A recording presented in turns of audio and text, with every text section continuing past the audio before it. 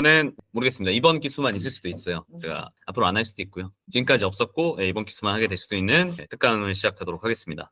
제가 이번에 대학교 특강 이제 하게 돼서 대학교 특강을 위해서 좀 자료를 만들었고요. 그래서 이제 이 특강의 주제는 인생은 시스템 소득의 상방을 높이는 게임이다라는 주제로 제가 특강을 했었고요. 여러분들께도 한번 특강을 하도록 하겠습니다. 질문 하나 드리겠습니다. 연평균 소득이 4,123만 원인 20대가 20대든 상관없어요. 20대, 30대, 40대 상관없습니다. 서울에 내 집 마련하려면 몇 년이 걸릴까요? 20년? 평생? 50년? 가능한가요? 레버리지 쓰면 되니까. 레버리지 못 쓰고 진짜 돈을 모아서만 해야 된다면 엄청 지금 다들 한 30, 50년, 70년 이렇게 불러준 것 같은데 정답은 86.4년입니다. 왜 그러냐면 4천만 원을 다 모으는 게 아니잖아요. 실제로 이제 통계를 내본 거죠. 그래서 이제 저축 가능액을 20대 가구 기준으로 봤더니 20대 가구가 아니면 나가는 돈이 더 많겠죠. 아마 더 오래 걸릴 것 같습니다. 20대 가구 기준으로는 그래도 한 달에 한 100만 원 정도 이상이 이제 저축이 가능하기 때문에 왜냐면 이제 소비 지출 자체가 이제 크지 않은 거죠, 비교적. 그래서 이제 서울 아파트 평균 매매가가 12억 정도 되니까 계산했을 때 86.4년 정도 걸린다라고 하면 거의 죽어서 이제 살 수 있는 거겠죠. 근데 보통 현생에서도 아까 사실 수 있다고 한 이유는 대출 땡겨서 하면 되니까 미래를 땡겨 쓰는 거죠. 그래서 어떻게 보면 미래를 쓰거나 아니면 이제 내가 죽어서 살 수 있는 게 이런 서울 아파트지 않을까라는 생각을 하고요. 두 번째 질문입니다. 주식 투자로 수익을 낸 사람은 100명 중에 몇 명 정도 될까요? 10%? 되게 적게 잡으시네. 0.1명. 주식 투자 하시잖아요. 0.1명 안에 속하시나요? 한 10% 정도에 동의하십니까? 근데 주식 투자를 다들 해보셨거나 하실 생각이 있으실 거잖아요. 근데 왜 하시나요? 왜냐면 100명 중에 10명밖에 돈을 못 버는데 그러니까요. 100명 중에 10명밖에 수익을 못 보잖아요. 90명은 그럼 손해를 본다는 얘기 아니에요? 그러면 이제 그러겠죠. 그래서 사실은 다들 알고 계시는 것 같긴 한데 주식 투자 돈 벌기가 근데 왜 어려운지에 대해서 이제 사실 이제 구조적인 이해가 좀 필요하다고 생각합니다. 그래서 열심히 공부한 제가 이제 열심히 경제 공부와 자본주의 공부를 좀 많이 하고 있는 편인데 그게 좀 설명이 됐으면 좋겠습니다. 그래서 일단 얘기를 좀 드리고요. 일단 시스템 소득이라는 제가 용어를 꺼냈는데 그냥 소득을 높이는 게임 아니냐라고 이제 얘기하실 수 있겠죠. 기본적으로는 이제 한 번에 들어오는 돈 자체는 이제 관리하기가 쉽지 않습니다. 그래서 로또의 저주라고도 하죠. 그래서 이렇게 로또 당첨돼서 부자가 됐던 사람들이 실제로는 인생이 그럼 행복하게 끝나야 되는데 실제로는 이렇게 오히려 불행한 일들이 많이 생기게 되죠. 탕진하게 되거나 관리할 수 있는 능력이 없으니까 심지어 더 불리려고 하겠죠. 부동산 정도 하면 좋은데 주식 투자하면 이제 90%에 속하게 될 가능성이 높아지겠죠. 그리고 이제 돈을 벌더라도 이제 중요한 게 이게 한국의 가장 아마 젊은 부자였을 거예요. 30대 이하의 테라코인이라는 걸 만든 테라 루나 코인을 만든 사람이고요. 원래는 이제 개인 자산으로 거의 수십조, 수조에 가까운 걸 만들었었습니다. 코인의 가치가 오르면서 지금 이제 감옥에 있습니다. 이제 코인이 약간 사기성 이제 가까운 게 있었기 때문에 그런 부분들 연 투자 수익률 20%를 보장하겠다 막 이런 걸 실제로 했었어요. 굉장히 많은 분들이 돈을 잃었죠. 제 친구 중에도 한 1억 정도 날린 친구가 있습니다. 이 코인에 투자했다가. 자, 아무튼 어떤 방식으로 돈을 버는지가 좀 중요하지 않을까. 저 옛날에 정말 부러웠어요, 이 사람이. 왜냐면 와 정말 젊은 나이에 나랑 나이가 크게 차이 안 나는 것 같은데 몇 조를 벌었다고 하니까 저런 코인을 만들어야 되나? 이런 생각을 했을 정도로 부러웠는데 결국에 인생의 방향을 좀 잘못 건들면 이렇게 지금은 하나도 안 부럽죠. 왜냐면 평생 감옥에 있어야 되니까. 물론 앞으로 어떻게 될지 모르겠지만 실제로는 조금 나쁜 일을 했을 가능성이 매우 매우 높다고 보여지긴 합니다. 그래서 돈의 속성에서도 이제 김승호 저자 같은 경우는 당연히 얘기하죠. 일정하게 들어오는 돈에 힘이 강하다라는 얘기는 당연히 하는 것 같습니다. 왜냐면 이제 큰 돈은 이제 관리할 수 있는 능력이 없으면 못하기 때문에 하고요. 여러분들 중에 월 757만 원 줄 테니까 원양어선 타라고 하면 타실 겁니까? 안 타실 가능성이 높겠죠. 왜냐면 이제 사회 안에서 돈을 벌고 싶은 거지. 물론 이제 원양어선을 타게 되면 굉장히 이제 사회에서 좀 고립된 상태에서 돈을 버는 거니까 어떻게 보면 이거 아무리 잘 번다는 거 알아도 사실 하려고 하는 사람 별로 없을 겁니다. 그래서 그냥 소득만 높으면 되는 거 아니야라는 거에 대해서는 저는 조금 다른 의미라고 생각하고요. 시스템 소득이라는 게 좀 필요하지 않나라는 생각을 합니다. 자영업 이제 하셨던 분 자영업 하루에 그때 몇 시간 정도 일하셨죠? 그래서 여기 이제 나 혼자 통계적으로 그래서 숙박 및 음식점업은 평균 11.5시간인데 내가 봤을 때 숙박업이 포함돼 있어서 그래. 이게 음식점업만 치면 한 12시간에서 14시간 정도. 배달의 민족 통계로는 거의 12시간에서 14시간 정도 사장님이 일하시는 걸로 나왔습니다. 그리고 이제 직장인은 한 달에 그래도 8번 쉬잖아요. 물론 야근하는 경우도 주말 출근하는 경우도 있지만 요즘에 많지 않은 것 같고 자영업자분들께서는 이제 월 2회밖에 쓸 수 없죠. 그다음에 대부분 이제 고용원이 없는 경우가 50% 가까이 되기 때문에 무급 가족 종사자 고용인이 있는 경우는 이제 36%밖에 없고요. 대부분 이제 혼자 일하시거나 가족이랑 같이 일하거나 혼자 일해보신 분은 혹시 혼자 일하셨던 적이 있으신가요?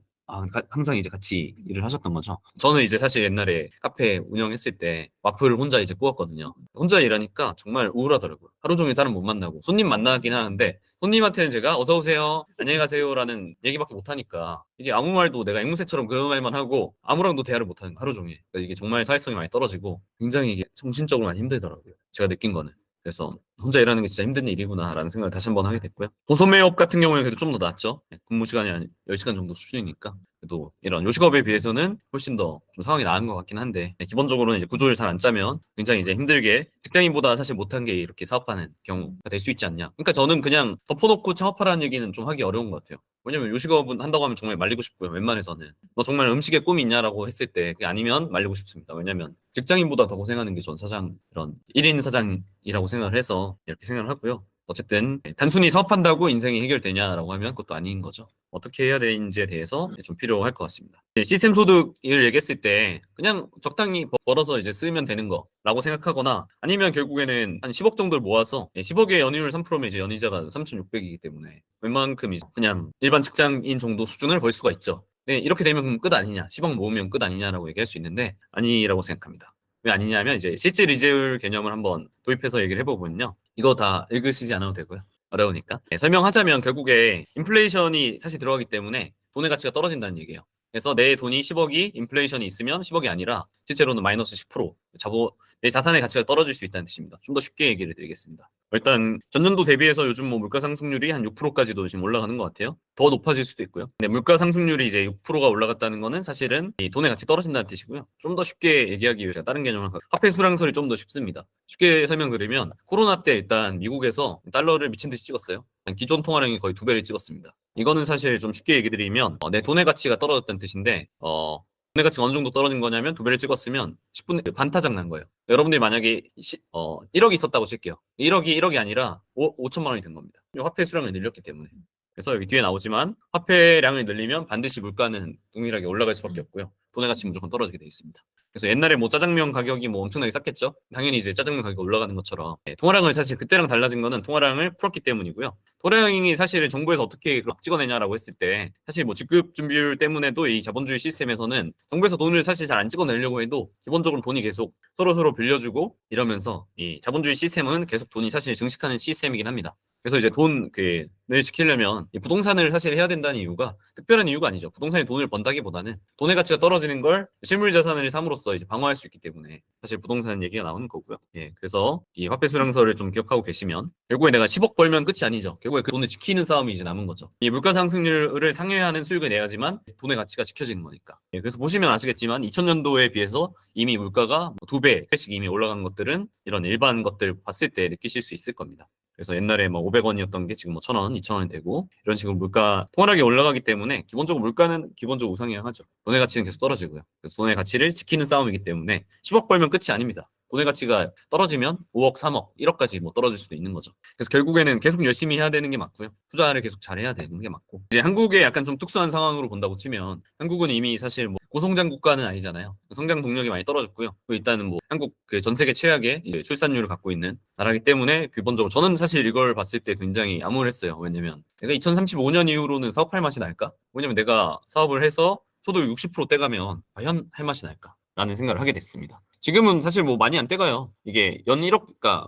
연 1억 정도 순이익까지는 사실 저희 회사 직원분들이 연 1억 정도 순이익에 달성하신 분이 한 2분 정도 계신데 연 1억까지는 많이 안 떼가고 연 1억이 넘어서는 순간부터는 좀 많이 떼가긴 합니다. 특히 개인 사업자 기준으로. 법인 사업자 기준으로 한 20% 정도니까 괜찮다고 생각하고요. 개인 사업자 기준으로 한 40% 정도 떼가긴 하는데 연 1억까지는 그래도 잘 안 건드려요.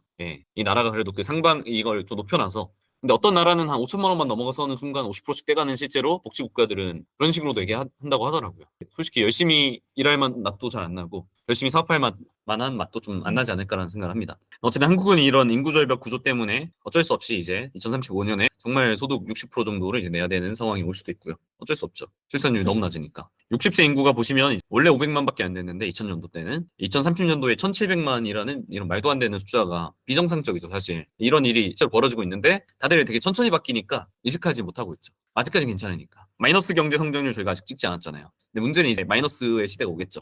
그래서 한국 경제는 이제 저출산의 생산성 증가율도 이미 많이 컸기 때문에 우리나라가 많이 성장을 했기 때문에 더 이상 성장하기 어려워집니다. 그래서 2040년도에는 역성장의 시대, 일본의 뭐 잃어버린 10년, 20년 얘기하는 것처럼 한국도 아마 이제 그런 상황이 벌어질 거라고 생각하고요. 저는 뭐 암울하게 하고자 이 얘기 드리는 건 아니고 앞으로 10년이 분기점이라 생각합니다. 앞으로 10년 안에 경제적 기반을 만들어 놓을 수 있냐 없느냐가 제가 봤을 때는 이런 좀 어떻게 보면 남들이 생각하는 좀 부자로 살 수 있나 부자로 살기 어렵냐를 결정하는 되게 중요한 게 되지 않을까라는 생각을 하고요. 지금 좋은 그래도 타이밍이라는 생각합니다. 아직 소득세 60% 떼는 세상 아니니까 지금 되게 좋은 것 같아요. 돈을 벌기에 최적의 시기라고 생각합니다. 그래서 시스템 소득은 이제 아까 제가 뭐 여러 가지 좀 어떤 걸 얘기했죠. 뭐 로또 당첨된다고 끝이 또 아니고 정말 대단한 서비스 만들어낸다고 끝도 아니고 원양어선 타서 한 달에 1,000만 원 번다고 끝도 아니고 그다음에 10억 있다고 과연 끝이냐라고 하면 그것도 아니다. 노동집약적이지 않고 상방이 높은 스스로 성장하면 물가 상승률보다 빠른 속도로 증식하는 시스템 소득이 필요하지 않나라는 생각을 합니다. 그래서 제가 열심히 살고 있다고 생각합니다.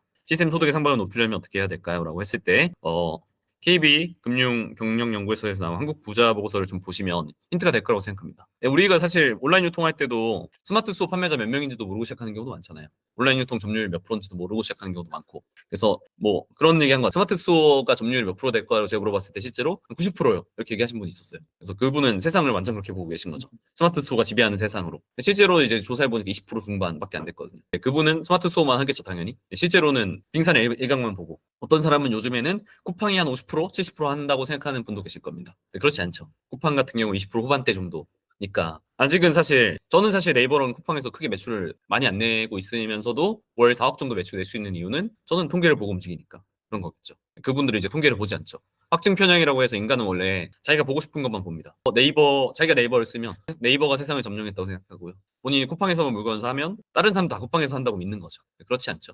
통계를 보면 답이 다 있습니다. 대중의 움직임을 그래서 볼 필요가 있고요. 주위 사람들 얘기를 듣는 것보다도 본인의 판단보다 중요한 거는 이 통계고 대중의 움직임을 내가 실제로 보는 거죠. 제가 아까 막 검색할 때 네이버 검색량 같은 걸 체크하잖아요. 그 이유는 주위에서 아무리 이게 별로라고 해도 사람들이 많이 검색하면 시장 수요가 있는 거니까. 실제 수요를 보고 움직이시면 됩니다. 여기도 보시면 결과가 다 있죠. 저는 이제 금수저론을 조금 개인적으로는 좀 싫어해요.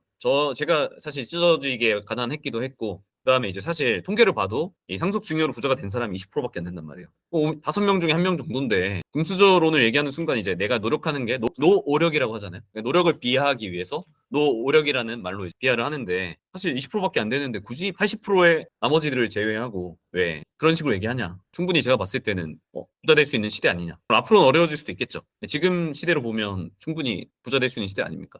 그래서 상속 증여 20%밖에 안 되기 때문에 저는 좀 금수저론이 지배적인 사상이 되기에는 좀 부족하다. 현실이 그러하지 않다라는 생각을 하고요. 근로소득으로 부자가 될 수 없는 건 맞죠. 물론 10%가 있긴 한데 제가 봤을 때 대부분 전문직 이거나 아니면 대기업 임원 이런 사람들이지 않을까 싶습니다. 대기업 임원은 정말 힘들겠죠. 버티기가 정말 힘든 삶일 거고요. 근로소득 전문직도 굉장히 어렵죠. 사실 의사들이 뭐 근무 시간이 적습니까? 엄청나게 일하시잖아요. 뭐 하루에 10시간 막 16시간씩 일한다고 들었습니다. 그래서 그런 분들이 이제 근로소득만으로 부자가 될 수 있겠죠. 우리는 그런 상황은 아니겠죠. 대부분. 그래서 근로소득은 크게 집중하지 않아도 될 것 같고요. 다만 이제 뭐 그런 생각을 합니다. 그럼 근로라는 게 의미가 없냐라고 하면 저는 그렇게 생각하진 않고요. 근로를 통해서 내 일 중에서 어떻게 보면 내가 배움이 없는 일이 있고 배움이 있는 일이 있잖아요. 제가 세이노의 가르침 책을 정말 인상 깊게 읽었는데 거기서 이제 배움이 없는 일은 추천하지 않지만 일 중에서도 배움이 있는 일은 나를 성장시키기 때문에 그런 일을 통해서 본인이 성장하는 것 자체는 좋다고 봅니다. 다만 그걸 통해서 부자가 되겠다라고 생각하는 건 조금 다른 문제일 것 같아요. 금융투자 같은 경우가 이제 아까 얘기했죠. 주식 투자로 돈 번 사람. 사실 뒤에 또 나옵니다. 실제 주식 투자로 돈 번 경우에 대한 통계가 따로 나오는데 일단 부자가 된 비중에서도 10% 정도밖에 없습니다.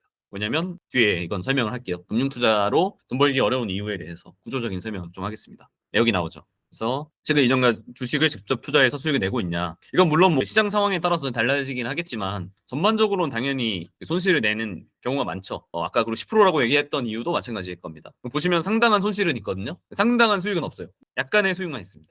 약간 기울어지는 운동장이잖아요. 여러분들이 어떤 카지노를 갔는데 승률이 10%인 카지노에 갔어요. 거기 돈을 거실 겁니까? 실제 돈을? 안 낼 거잖아요. 근데 왜 주식 투자는 하는지 이제 주식으로 돈 벌었다는 얘기를 듣게 되잖아요. 제가 봤을 때 그 포모라고 하거든요. Fear of Missing Out이라는 뜻인데 남이 돈을 벌었다고 하는데 나는 못 벌면 이제 기분이 굉장히 나빠요. 제가 봤을 때는 그게 사람들 주식 투자하게 만드는 게 아닐까. 왜냐면 이거는 정말 노동으로 돈 버는 게 아니라 버튼 몇 번 누르면 버는 거니까 나도 벌고 싶다라는 이제 그런 것 때문에 되지 않을까 하는데 사실 구조적으로는 심플하게 이해하시면 금융 투자는 기본적으로 비물건계 투자입니다. 그래서 비물건계에 대한 설명을 좀 드리면요. 주식, 코인, 채권 같은 건데 원래는 없었지만 사회가 발전하면서 탄생한 것들이고 사용할 수 있는 물건이 아니므로 실제 가치, 수요와 공급이 아닌 사람의 심리, 매수세와 매도세가 가격을 결정합니다. 결국 우리는 심리에 돈을 거는 거고 저는 좀 억울했던 게 이런 게 있었어요. 가치 투자를 나름 해보려고 굉장히 그 영업이익률도 탄탄하고 10년 동안 회사가 매출이 점점 늘고 영업이익이 굉장히 느는 회사에 투자를 했거든요. 근데 주가가 떨어지더라고. 개떡 같더라고요. 나는 나름 가치 투자를 한 거거든요.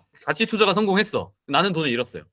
이게 약간 그 이유가 여기가 답이죠. 뭐냐면 심리가 가격을 결정하기 때문에 어디서 듣도 보도 못한 무슨 바이오주가 막 상한가를 찍고 정말 기분이 나쁘더라고요. 내가 했던 이 가치 투자는 쓰레기가 되고. 그래서 물론 진짜 길게 보면 가치 투자가 통할 수도 있겠죠. 네, 모르겠습니다. 얼마를 대체 계속 기다려야 되는지 모르겠어요.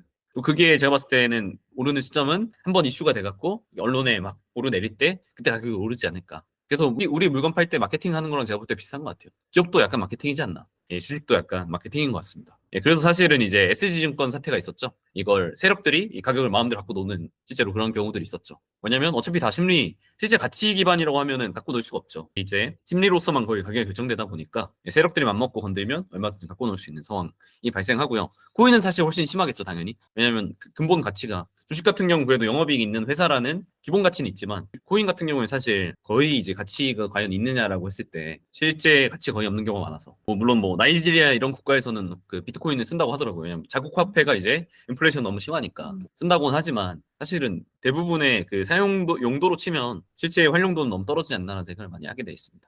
그래서 비물건계는 기본적으로는 사실 돈을 잃기가 쉽습니다. 두 가지는 가능할 것 같아요. 첫 번째는 천재거나 천재여서 이런 사람들의 심리를 귀신같이 파악하는 사람이거나 두 번째는 이제 업계인, 내가 업계에서 뒤에서 들어온 정보, 이번에 여기가 호재가 있다 이런 걸 이제 뒤에서 주워들을 수 있는 입장인 경우에는 돈을 좀 벌지 않을까 싶고요. 두 가지 경우가 아니라면 저는 절대 저한테 추천하지 않을 것 같습니다. 뭐냐면 잃을 가능성이 당연히 높으니까 비물건기이기 때문에 잃을 가능성이 상당히 높을 수밖에 없다고 생각하고요. 그다음에 그럼 이제 부동산 투자 같은 경우는 그래서 금융 투자보다 훨씬 수익률이 좋죠. 부자가 된 이제 퍼센티지가 금융 투자에 비해 훨씬 높고요. 그 이유는 이제 부동산 투자 같은 경우 이제 물건계이기 때문이죠. 보시면 10년, 13년도부터 20년도 말까지 정말 아름답게 이렇게 우상향하는 구조를 볼 수가 있죠. 사실 정말 아파트 가격이 올랐다라기보다는 통화량이 늘어났기 때문에 결국에는 거기에 맞춰서 아파트 가격이 같이 올랐다고 봐야겠죠. 통화량에 맞춰서 아파트 가격도 그냥 같이 맞춰졌을 뿐이지 정말 돈을 벌었다고 하면 좀 애매한 거죠. 이 5억 있던 사람이 실제로 5억을 벌었냐고 하면 본인의 5억 가치가 사실은 10년 전의 5억의 가치는 더 낮은, 그러니까 높은 5억이었고 지금 5억은 사실 더 낮은 5억이 돼버린 거죠. 그래서 어쨌든 아파트 물건계 쪽은 좋은 거는 내가 갖고 있는 돈을 방어할 수는 있다. 그래서 아까 내가 그냥 10억이 하늘에서 떨어졌으면 그냥 서울 아파트를 사는 게 지방 아파트 같은 경우에는 기본적으로 이제 지방 소멸 때문에 조금 당연히 어려운 부분들이 있죠. 저도 이제 부동산 교육을 굉장히 최근에 많이 들었습니다. 어쨌든 이제 지방 같은 경우 굉장히 위험하죠. 지방에서도 좋은 곳들이 있긴 있습니다만 전반적으로 이제 서울로 점점 그 시스템이 몰릴 수밖에 없고 서울에 대부분의 직장이 있기 때문에 점점 이 서울로 다 몰릴 수밖에 없는 의료 시설 이런 근반 이런 시스템 아까 얘기해 주셨던 대부분의 문화 이런 것도 다 서울에 쏠려 있고 전반적으로 이제 점점점 이렇게 할 수밖에 없는 것 같습니다. 물론 지방 아파트라고 하더라도 기본적으로 어느 정도 가격은 지켜질 수는 있어요. 왜냐면 통화량에 갇혀서 이 화폐 가치가 떨어지니까 사실은 근데 실질적으로 내가 조금 잃고 있다고 봐야 되는 거죠. 왜냐면 안 오른다고 하면 잃은 거죠. 왜냐면 통화량에 화폐 가치가 떨어졌으니까. 그래도 서울 아파트 정도는 이렇게 크게 손해 보지 않고 가격을 방어할 수는 있다. 그래서 여러분들 돈을 지키고 싶다면 부동산 투자는 꽤 합리적인 선택이라고 생각이 듭니다. 네, 부동산 투자는 이제 근데 다만 10억인데 돈이 그래도 어느 정도 있어야지 이제 할 수 있는 투자에 가깝겠죠. 그래서 아무튼 물건계 같은 경우에는 이제 실제 물건이고 금이나 달러 같은 경우가 있을 것 같습니다. 다만 이제 달러는 조금 너무 많이 찍어내니까 부동산은 이제 1년에 막 2배씩 늘어나진 않잖아요. 달러는 이제 공급이 워낙 원활하기 때문에 조금 더 위험하긴 하겠죠. 실수요와 실공급이 반드시 존재하고요. 사람의 심리가 같이 가격을 결정하기 때문에 이 오르락 내리락 하는 것들 때문에 불안할 수는 있겠지만 기본적으로는 이제 장기 투자, 이 가치 투자라는 게 가능한 영역이라고 생각하게 되긴 합니다. 그리고 이제 실수요가 있고 실제로 우리가 쓰죠. 집이 있으면 잘 살 수 있고 또 쓰임새가 있으면 있을수록 더 안정적이라고 생각합니다. 물건계 쪽에서는. 그래서 보시면 이것도 마찬가지지만 통화량이랑 이 아파트 가격은 당연히 동일하게 맞춰질 수밖에 없는 부분이고요. 그래서 아파트 가격이 오르는 게 아니라 통화량이 늘어나는 거다라고 이제 생각해도 되겠죠. 그리고 이제 사업 소득이 상당히 높습니다. 희망적이죠. 사업으로 부자가 될 가능성이 상당히 높다라는 게 좋은 것 같습니다. 그리고 이것도 중요한데요. 부의 원천에서 1순위까지 뽑았을 때랑 2순위까지 뽑았을 때랑 좀 재밌는 부분이 있어요.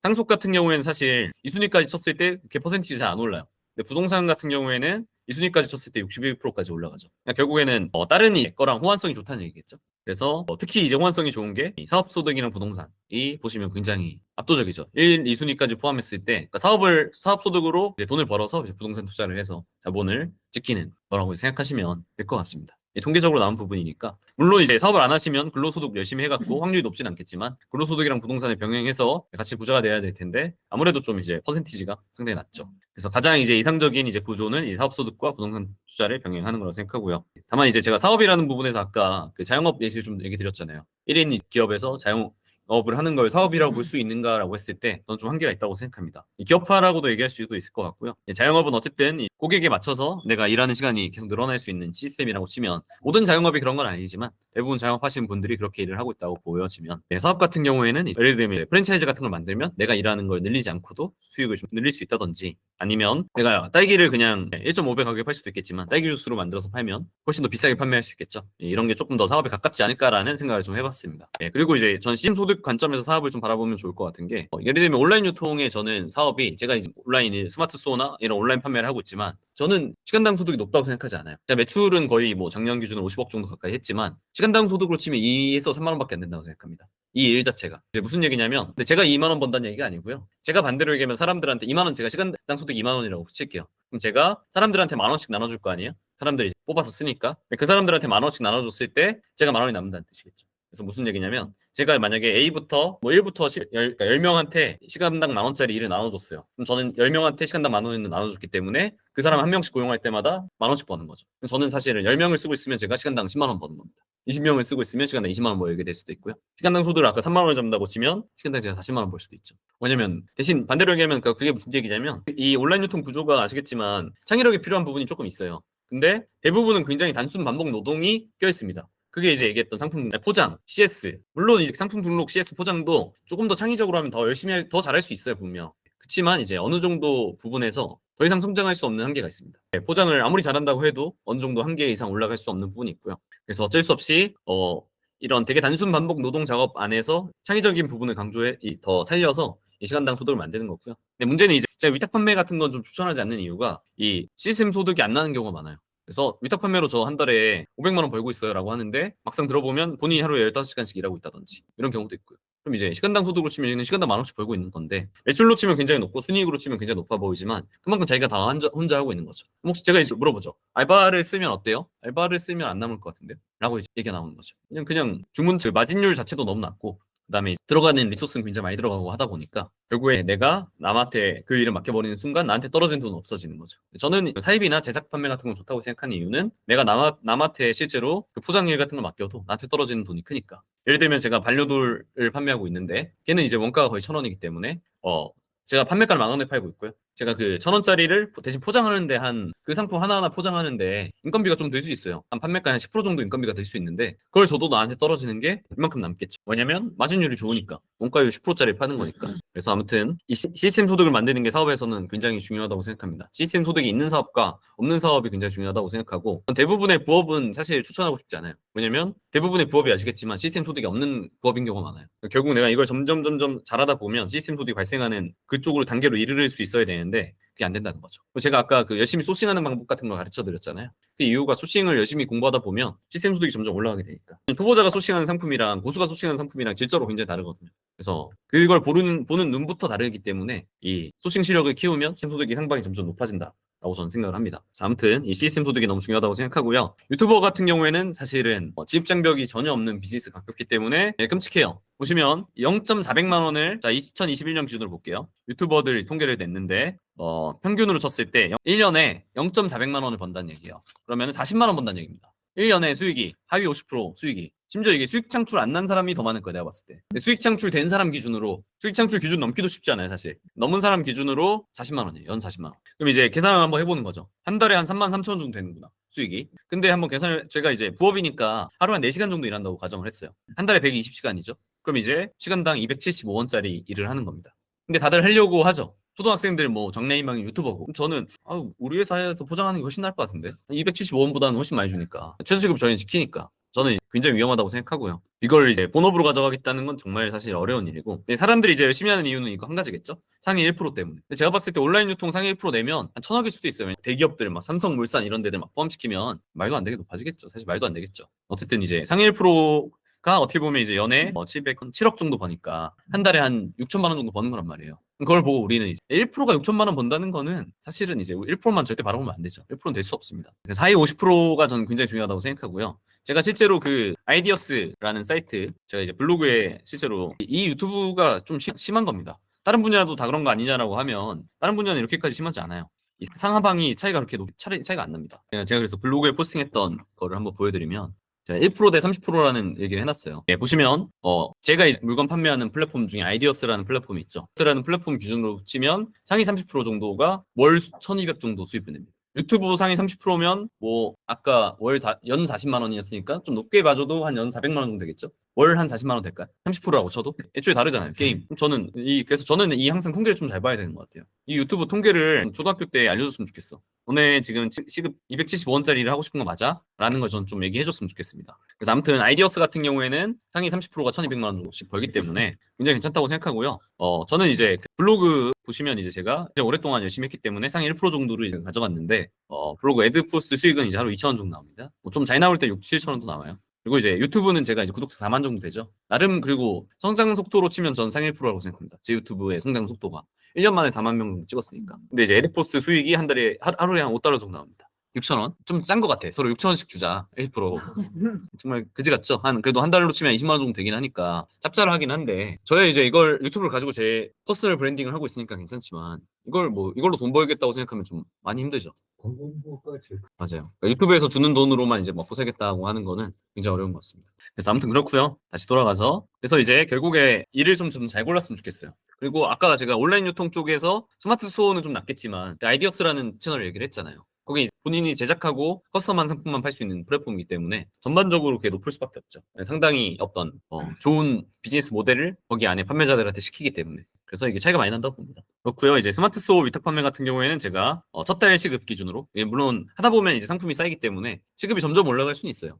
제가 이제 평균 기준으로는 한 시간당 1,000원 정도 잡습니다. 그래서 스마트 스토어 위탁 판매도 참 힘들죠. 왜냐면 진입 장벽이 없으니까. 유튜브랑 마찬가지겠죠. 스마트 스토어 위탁 판매나 누구나 아무나 다 무자본으로 시작할 수 있다라는 거가 결국에는 돈을 벌기 그만큼 어렵다는 이야기겠죠. 부가가치가 끼지도 않았는데 돈 벌 수 있는, 세상에 돈을 벌 수 있는 건 없다고 생각합니다. 그래서 시스템 소득이면서 진입 장벽이 좀 있어야 된다라는 생각을 하고요. 근데 진입 장벽이 있으려면 돈을 많이 써야 되는 거 아니냐라고 이제 반문하실 수 있는 것 같은데, 저는 그렇게 생각하지 않습니다. 유튜버 심사임당님이 그 얘기를 했죠. 단군일에 가장 돈 벌기 좋은 시대라고 얘기했는데, 그 말의 이유는 저는 이제 돈이 진입 장벽이 되지 않는 시대이기 때문에 그렇다고 생각을 합니다. 무슨 얘기냐면, 과거에는 내가 오프라인에서 가게를 창업하려고 하면 몇 천만 원, 몇 억 있어야 됐겠죠. 온라인에 가게를 창업하는 데는 돈이 한 푼도 안 들어가잖아요. 그래서 제가 한번 조사를 해봤어요. 과연 이 세상이 얼마만큼 온라인화가 되어 있나에 대해서 조사를 해봤는데요. 지금 보시면 2020년 기준으로 이미 온라인 광고가 오프라인 광고의 총액을 넘어섰습니다. 그래서 결국에는 사람들이 광고를 어디에다 많이 하는지로 이 세상이 얼마만큼 이렇게 바뀌었는지를 대략 볼 수 있잖아요. 근데 이미 광고비 기준으로 치면 온라인에 지금 쓰이고 있는 광고비 훨씬 많다는 거죠. 앞으로 점점 더 넘어서겠죠, 온라인이. 제가 여기도 해놨지만 MZ 세대 같은 경우에는 우리 때랑 좀 다르게, 뭐 지금의 뭐 40, 50대, 60대가 좀 느끼는 거와 좀 다르게 이런 온라인 같은 경우를, 이 디지털 공간 자체를 실제 공간처럼 이게 다들 인식하고 있는 이제 상황인 거죠. 앞으로 점점 더 심해질 겁니다. 그래서 거의 온라인이 어떻게 보면 오프라인을 대체하는 시대가 될 수 있다고 생각하고요. 근데 그 시대는 어떻게 보면 굉장히 삭막한 시대일 수도 있어요. 이렇게 진짜 오프라인에서 보는 의미가 줄어들고 사람들이 온라인에 소통하는 거니까. 학교도 온라인으로 다니고 줌에서 만나고, 이런 이제 사회가 삭막하게 느껴질 수 있긴 한데, 창업이라는 관점에서 보면 상당한 기회라고 생각합니다. 자본이라는 게 중요하지 않아, 자본이 사업에 있어서 필수가 아니게 됐으니까. 그렇게 해서 이미 어쨌든 이런 여러 가지, 특히 성장률 관점에서 보면 온라인이 훨씬 더 명확하죠. 온라인 사업을 해야 된다는 건 너무 명확한 사실이라고 생각하고요. 돈이 진입장벽이 아니라고 했을 때 그럼 과연 무엇이 진입장벽이냐라고 생각을 해보면 저는 그거라고 생각합니다. 남들이 하기 싫어하지만 본질적으로 가치가 가진 일을 구분할 수 있는 능력이 필요하다고 생각해요. 그래서 제가 여기에 대한 통계로 한 가지를 가져올게요. 뒤쪽에 나온 내용인데, 제가 이제 교육할 때 이런 내용을 많이 얘기합니다. 제 유튜브 영상인데 온라인 유통에 대해서 제가 방법을 알려주는 영상이죠. 심지어 마진율 98%짜리 상품을 제가 실제로 알려주는 영상이었어요. 근데 그게 한 2만 명 정도 이제 시청이 일어났는데 그 중에서 통계를 보니까 통계 보는 거 참 좋아합니다. 세상의 진실이니까. 이 진짜 셀러들이 이 영상을 볼 거 아니에요. 그 셀러들 중에 진짜 셀러들이 어떻게 구성되어 있는지 보고 싶었는데 보니까 남자가 80%, 여자들 비중이 압도적으로 적죠. 그리고 보시면 55세 이상부터 많지 않습니다. 왜냐면 이제 온라인이랑 조금 이제 거리가 있으니까 온라인 유통이다 보니까 좀 그래서 그런지 55세 이상으로는 굉장히 적었고요. 제일 충격적이었던 건 0.1%까지 집계가 되는데 만 25세 이하가 0%였다는 거예요. 1%도 없었다는 뜻입니다. 1000명 중에 1명도 관심이 없었다. 라는 게 되게 충격이에요. 왜냐면 스마트 스토어나 온라인 유통을 하기에 가장 유리한 나이가 사실 25살 이하들이 컴퓨터를 잘 쓰니까 되게 유리할 거잖아요. 단 한 명도 하지 않았다는 게 저한테 굉장히 충격적이었어요. 실제로 지금 여기 10명 가까이 이 온라인 유통 배우려고 오셨지만 여기 안에 25살 이하가 없으시죠? 예. 실제로도 그렇습니다. 현실에서도 이렇게 없습니다. 예. 근데 그게 좋은 거죠. 왜냐면 내가 이걸 가장 잘 할 수 있는 친구들이랑 경쟁할 필요가 없다라는 게 저는 이 일이 엄청난 메리트라고 생각해요. 저는 그래서 고민을 많이 했어요. 이 일이 정말 좋은 일인데 왜 대체 젊은 친구들이 일을 되게 싫어할까? 왜 안 하고 싶어 할까? 생각해보면 그 친구들한테는 포장해야 되고 막 고객한테 CS 해야 되고 이 일이 어떻게 보면 되게 싫어하는 일로 번복되는 일이 아닐까? 막 포장한다는 것도 애들이 봤을 때 그렇게 멋있는 일이 아니잖아요. 그 고객한테 CS를 해줘야 돼. 전화해서 되게 싫어하는 일 중에 하나잖아요. 두 가지가 결합된 되게 나쁜 일이지 않을까라는 생각을 했습니다. 근데 실제 본질적으로는 굉장히 가치가 있는 일이죠. 왜냐면 아까 얘기했지만 유튜브 같은 이런 진입장벽이 제로에 가까운 거에 비해서는 상당히 수익이 높기 때문에 실제로 돈을 버신 분들도 훨씬 많고요. 네, 그런 일인데 다행이다라는 생각을 많이 했습니다. 이 일이 지금 사람들한테 멋있는 일이 아니어서 상당히 다행이다라는 생각을 많이 합니다. 자, 앞으로 돌아가서 그래서 이제 저는 이게 굉장히 중요하다고 생각합니다. 진짜 진입장벽은 뭐냐면 이 본질적 가치가 가진 일을 구분할 수 있는 능력이 진짜 중요하다고 생각하고요. 남들은 하기 싫어하지만 그래서 아까 온라인 유통이 그런 일일 수 있다고 저는 생각을 하고요. 또 여러분들이 이걸 알아보고 여기 오신 것 같아서 저는 굉장히 다행이라고 생각합니다. 숙맥불변의 시대라는 제가 표현을 했는데 숙맥불변이라는 건 이제 콩인지 볼인지 구분을 못한다라는 뜻이고요. 결국에 이제 도파민으로 가득한 시대잖아요. 우리가 인스타그램이나 유튜브 같은 데 보면 어떻게 화려한 사람들의 모습들만 많이 나오게 되고 그런 걸 이제 보게 되는데 실제로 중요하지 않죠. 뭐 예를 들면 어떤 사람이 굉장히 멋지고 비싼 차를 끈다고 해도 알고 보면 카푸어일 수도 있는 거고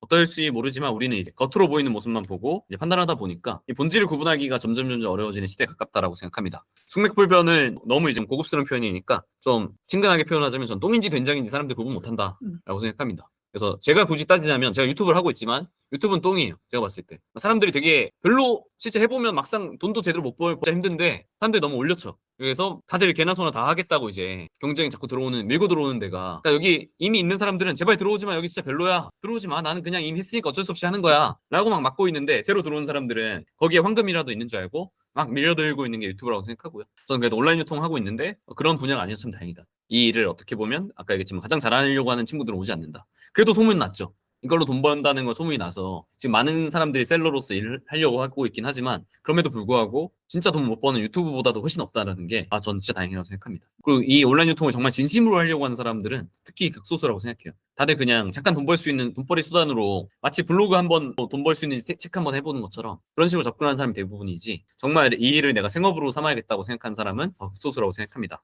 저는 이제 지혜안이라는 표현을 좀 썼습니다. 똥인지 된장인지 구분할 수 있는 능력을 가진 사람을 이제 지혜안을 가진 사람이구나라고 생각을 하고요. 근데 결국 이 지혜안이라는 걸 가지려면 어떻게 이제 사람이 성장해야 되냐라고 했을 때 기본적으로 이제 직접 경험과 이제 간접 경험이 필요하다고 생각하는데요. 직접 경험은 사실 근로를 하면서도 일부 가능할 수 있습니다. 정말 좋은 직장, 배움이 있는 직장을 다닌다고 하면 직접 경험을 하실 수 있다고 보고요. 물론 이제 대부분의 이제 직장은 내가 단순 반복적인 작업을 해야 되는 경우가 많겠죠. 근데 그런 경우에 지혜가 늘지 않겠죠. 돈만 벌 텐데 그걸로 이제 부자가 될 수 없기 때문에 여러분들이 저는 만약에 근로를 하신다고 하면 좀 배움이 있는 쪽에서 좀 일을 했으면 좋겠다라는 생각을 좀 많이 하고요. 차라리 돈을 덜 줘도 좋으니까 배움이 많은 곳에서 일을 배우는 게 좋지 않나라는 생각을 합니다. 그리고 이제 사업 같은 경우에는 좋은 건 심지어 돈을 못 번다고 하더라도 일단 직접 경험이라는 측면 안에서는 굉장히 실력이 굉장히 쌓이고 노하우가 계속 쌓입니다. 빨리 시작하면 빨리 시작할수록 이 직접 경험을 계속 많이 하게 되는 것 같아요. 그리고 그래서 저는 이제 사업이 사실 목적이기도 하지만 사업이 재밌으니까 돈 버는 게 가장 재밌고 이 사업은 굉장히 즐겁고 좋은 거지만 과정으로만 봐도 저는 굉장히 훌륭하다고 생각합니다. 심지어 사업을 하다 망했다고 하더라도 그 사람이 그동안 이제 배운 거, 이 성장한 걸 가정하면 사실은 이제 망한 게 아니라고 생각합니다. 그래서 저는 사업을 이 수단으로서도 굉장히 좋게 보고요. 대신 이제 간접 경험도 되게 중요하다고 생각합니다. 저도 열심히 책 요즘 많이 읽으려고 노력하고 있고요. 군대에선 제가 책을 한 100권 정도 읽었습니다. 핸드폰을 못 하니까 책밖에 읽을 게 없더라고요. 근데 저는 지금 생각해보면 그래도 그때 이제 책을 많이 읽었던 게 정말 큰 도움이 되지 않았나라는 생각을 많이 합니다. 왜냐면 굉장히 훌륭한 사람들의 간접 경험이 책에 많이 녹여져 있잖아요. 근데 다만 저는 그 책의 범주를 꼭 그 진짜 종이책을 읽어야 된다고 생각하지 않아요. 전자책을 읽는다고 해도 될 거고, 유튜브에서도 사실 굉장히 양질의 컨텐츠가 있잖아요. 좋은 지식을 알려주려고 하는 그런 양질의 컨텐츠를 본다고 하면 책을 읽는 거랑 전 동일하다고 봅니다. 책은 껍데기일 뿐이니까. 내용이 중요하죠. 그래서 뭐 블로그는 유튜브든 아니면 뭐 좋은 사람의 친구의 이야기 듣는 거, 커뮤니티라고 표현했는데 주위에 되게 뭐 사업을 굉장히 잘하고 있는 친구가 있으면 그 친구의 경험담을 듣는다든지 이런 게 상당히 의미가 있다고 생각합니다. 뭐 사람은 기본적으로 주위 사람의 영향을 굉장히 많이 받아요. 그래서 이런 얘기까지 하죠. 당신이 가장 많은 시간을 함께 보내는 5명의 평균이 당신이다라는 얘기를 하는 게 사람이 친구들의 영향을 많이 받는 것 같습니다. 주위 사람들이 하고 있으면 안 하던 사람도 하게 되고 주위 사람들이 다 안 하고 있으면 이제 나도 안 하게 되는 거죠. 그래서 좀 주위의 사람들 좀 많이 바꾸는 과정도 좀 필요하다고 생각합니다. 나를 조금 계속 깎아먹는 친구가 있다고 하면 과감하게 안 보는 것도 방법이라고 생각하고요. 내가 뭐 새로운 도전을 한다고 했을 때 기본적으로 그 얘기는 들었어요. 가족은 무조건 말린다. 친한 친구도 다 말린다. 새로운 일 벌린다고 하면. 근데 사실 온라인 유통은 돈이 안 들어가는 일이잖아요. 돈이 크게 필요하지 않는 일이란 말이에요. 아니, 많이 필요하지 않거든요, 사실. 정말 뭐 3만 원, 10만 원, 100만 원으로 시작할 수 있는 게 이쪽 일인데 다들 사실 새로운 변화를 추구하는 거를 기존에 있던 사람들은 사실 좋아하지 않죠. 그러니까 새로운 분야니까 막연한 두려움도 있을 거고요. 자기랑 달라지는 게 싫은 거죠. 자기랑 달라지면 대화가 안 통할 수도 있고 그런 부분이 있다 보니까 그래서 주위에 이런 걸 좀 꺾어내고 과감하게 그래도 좀 내가 좀 되고 싶은 사람의 많은 곳으로 좀 가는 게 굉장히 중요하다고 생각합니다. 저는 뭐 이런 표현도 하는데 운전을 한 번이라도 해보기 전까지는 뒷자리에 아무리 많이 타더라도 운전 실력이 늘지 않죠. 또 한 번 이제 운전면허를 따고 운전을 한번 해본 사람은 뒷자리에 타도 이제 운전이 좀 보인다고 생각합니다. 그래서 결국에는 이 얘기를 왜 하냐면요. 간접 경험만 많은 사람들은 성공할 수 없다라고 생각합니다. 그리고 간접 경험이 있더라도 기본적으로 직접 경험을 병행하면서 간접 경험이 있어야 성공할 수 있다고 생각하고요. 그래서 아무리 책을 많이 읽어도 성공 못할 수 있다고 봐요. 직접 경험이 없는 사람은. 저는 이 간접 경험을 많이 하면서 직접 경험을 뭐 아까 얘기했지만 회사에서 내가 그게 주도적인 역할로 일을 하거나 아니면 사업을 직접 해서 직접 경험을 이렇게 극대화할 수 있는 일을 하면서 이 좋은 간접 경험을 많이 쌓아야 지안이라는 게 생긴다고 생각합니다. 그래서 중거 집단의 중요성에 대해서는 유튜브에 보면 이게 친구 다 버리고 죽을 만큼 노력한 사람이라는 이게 좋은 영상이 있어요. 나중에 한번 시간 되시면 보시기 바랍니다. 저도 굉장히 영향을 많이 좋은 감명 깊어서 그리고 주위에 있는 사람을 좀 바꿔야 같이 성공할 수 있다라는 이야기가 굉장히 또 중요한 것 같습니다. 왜냐면 이제 내가 이런 직접 경험을 하려고 했을 때 이 중거 집단에 따라서는 주위에서 다 말리기 때문에 직접 경험을 할 수 없는 상황에 처하기도 하거든요. 그래서 좋은 것 같고요. 가끔 뭐 이런 경우도 있어요. 뭐 예를 들면 여기 아내분이나 남편분이 다음에 자기 남편이나 아내를 여기 데려와요. 근데 자기가 이미 다 알고 있는 내용이거든요. 근데 저 왜 데려왔어요? 본인이 다 들으셨잖아요. 라고 했는데 왜냐면 이제 여기 와야지만 여기에 오면 이제 10명 중에 1명이 되는 건데 이 10명은 다 사업하려고 하는 사람들이니까 이제 자기만 굉장히 이제 겁이 많고 항상 새로운 걸 이제 덮는 사람이고 주위에 다른 사람들은 그런 거 전혀 신경 안 쓰는 거죠. 그냥 하면 되지 않을까요? 다 이렇게 얘기하고 있는 사람들 사이에 가게 되면 사람이 좀 바뀌니까 한 달 정도만 그런 사람들 사이에 껴서 시간을 보내게 돼도 아무래도 좀 사람이 영향을 받게 되는 거죠. 집에 가서 이제는 내가 새로운 거 벌린다고 했을 때 이제 반대를 안 하더라. 왜냐면 여기 10명이 있는데 사업하는 사람들은 다 저렇게 그냥 다 아무런 걱정 안 하고 그냥 일단 시작하는 사람들이구나라는 걸 알게 되니까. 제가 이제 지안을 가지면 클루지를 깨게 된다고 얘기했는데요. 클루지라는 거는 되게 베스트셀러 책이죠. 그래서 클루지에 대해서 제가 아주 간단하게 설명드리면 클루지 영어 단어로 보면 클루지 영어 단어는 잘못 설계된 세련되지 않은 해결책이라는 건데 사람이 그렇다는 뜻이에요. 사람이 잘못 설계돼서 굉장히 비효율적인 행동을 한다는 뜻입니다. 그러니까 쉽게 얘기하면 100명 중에 99명이 왼쪽 길로 가고 오른쪽으로 한 명이 가요. 우리는 이제 대부분 왼쪽으로 가게 되겠죠. 뭐냐면 저희가 안전하다는 생각을 하니까.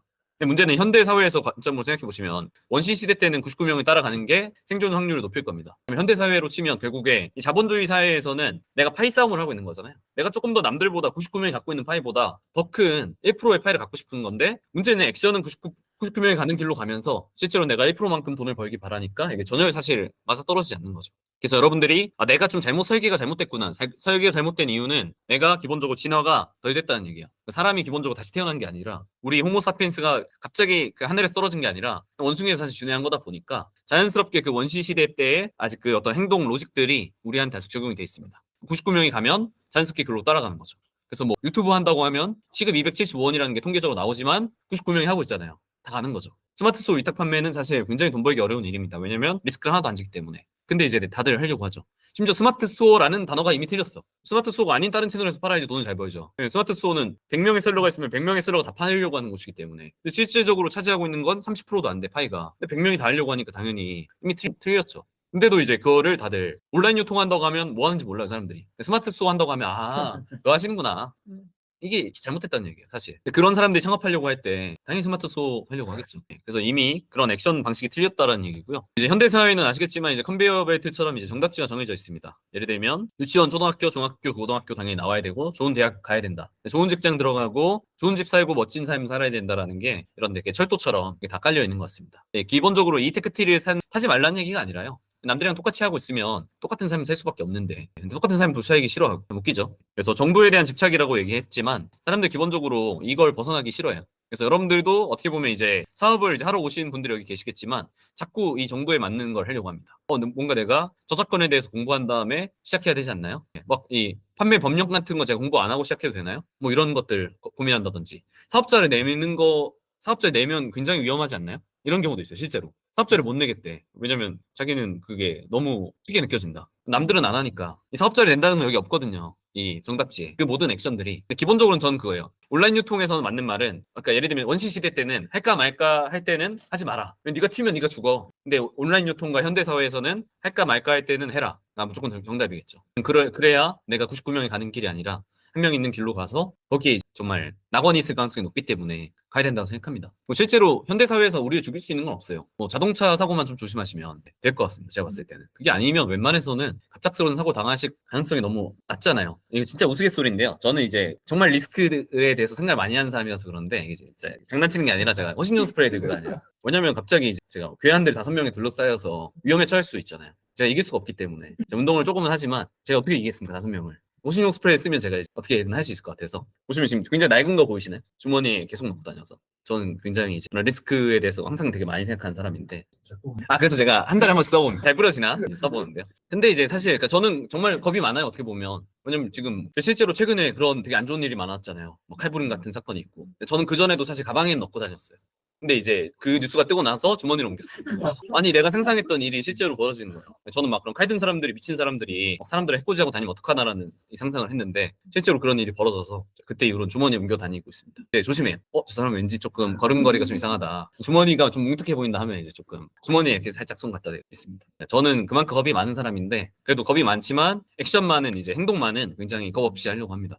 현대사회가 아까 얘기했지만 자동차와 칼든 사람만 아니면 굉장히 안전한 세상이기 때문에 저는 그러려고 하고요. 그래서 이거 다시 한번 생각해 보시면 좋아요. 클루즈라는 관점을 생각하실 때 인간이 얼마만큼 비효율적인지 생각할 때 이 3가지 예시가 좋습니다. 첫 번째는 이 무지에 대한 공포. 아까 얘기했지만 새로 해보지 않은 것에 대한 게 공포가 너무 지나쳐요. 현대사회는 아까 얘기했지만 나를 죽일 수 있는 게 저처럼 겁이 많은 게 아니라면 솔직히 호신용 스프레이도 안 들고 다닐 정도로 안전하잖아요. 근데 이제 호신용 스프레이는 안 들고 다니면서 저는 이거 하면 이런 문제 생기지 않을까요? 이런 질문이 너무 많다는 거죠. 사람들이 사업할 때 특히. 왜냐면 이게 아까 얘기했지만 이 사람들한테는 이 사업이라는 게 이미 이 어떤 정답지에 가까운 철로가 아니에요. 그래서 더더욱 겁이 많아지는. 근데 여기서 이제 다 클루지 알아차기라는 그래서 기술이 필요합니다. 뭐냐면 내가 갑자기 겁이 나을 때 그걸 의도적으로 그 겁을 클루지라는 걸 내가 알아차려야 돼요. 이게 클루지구나. 제가 예를 들면 이번에 대학교 특강 제안을 받았어요. 그때 이제 처음에 이제 심적으로 내가 할 수 있을까 대학교 가서? 라는 이제 걱정이 되는 거죠. 여기에서 제가 지금 교육을 하고 있는데 내가 교육을 할 수 있을까라는 지금 되게 자연스러운데 처음 시작할 때는 진짜 그 겁이 나더라고요. 자연스럽게. 그런 이제 겁이 나거나 그 두려움이 저도 항상 새롭게 벌리거든요.